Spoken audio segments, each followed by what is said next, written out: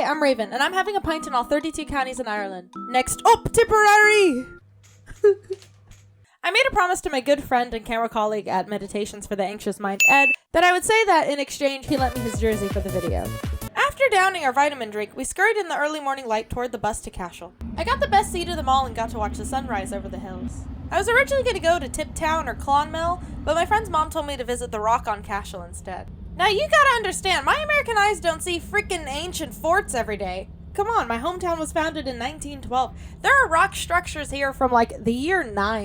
And while it was sunny and beautiful, it was also freezing cold. So I stepped into a Kilkenny Design to pick up an on-sale scarf, which I still have, and started sourcing pub suggestions for the evening. I passed the Cashel Palace Hotel, where apparently the hops used to brew the first Guinness are in a greenhouse in the backyard. Like, what?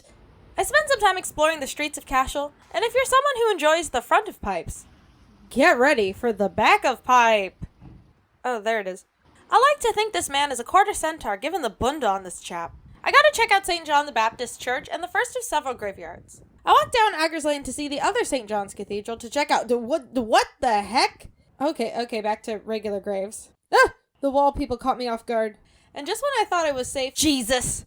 Nonetheless, we have our heading. On the way to the Rock of Cashel, I decided to stop at the Cashel Folk Village to learn more about Irish history and the Great Famine, which doesn't seem all that great, let alone good. Either way, they don't teach about it in English schools. Bits aside, I had a very emotional experience in the museum, as Bernard, my guide, explained that a majority of the items on display are donated by families in Tipperary and are incredibly personal to them. So, did I get a little choked up at the Cashel Folk Village? Yes. Did I also touch the bog butter at the Cashel Folk Village? Also yes. With our goodbyes said, pub recommendations gathered, a quick stop at St. Dominic's Friary had, we were up to the Rock of Cashel. The architecture and design of the entire building was so awe-inspiring. I can tell why this place would have been the setting for Brian Boru's coronation. The weather was perfect.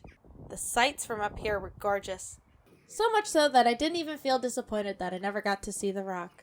Oh well, one last historical hotspot and off to pints. Down the hill is a little place called Hoare Abbey, which... slay. I will say that it's not as well protected as some of the other historical monuments in town. A lot of people were just letting their kids and dogs treat it like a playground. And at one point I saw this young couple sitting on the wall, and the way the lighting was, it looked really nice. I thought, oh, maybe they'd like a picture. So I walked up to them, and I go, hey, would you like a picture? Lads, they were clearly smoking a doobie.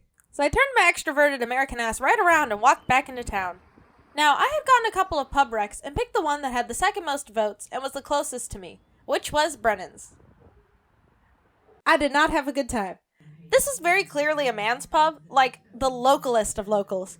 No one wanted to speak to me. In fact, the group of lads sitting at the bar got up and left to the pool room as soon as I sat down. However, I knew I couldn't let my day in Cashel end this way. Hence, why when I do these, I source multiple pubs. So, with the G split and pint polished off, I walked up to Feehan's, which had more atmosphere and a killer chowder.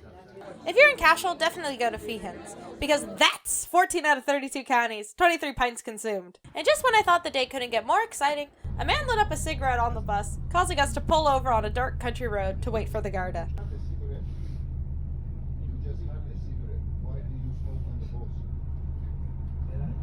See, Raven shows you the real Ireland. This ain't no Fulcha. That being said, Fulcha, if you would like to give me some money for this series. After about 5 minutes, I just see the man booking it down the road into the night. Because of this incident, the driver comped all of our rides, so thank you, smoking man, for the free ride. Special thanks to Ed for your friendship and this jersey. And thank you all so much for watching. Just remember, if you visit any of these pubs, tell them Raven sent ya. Yeah, that's good. I like it. Up Tipperary!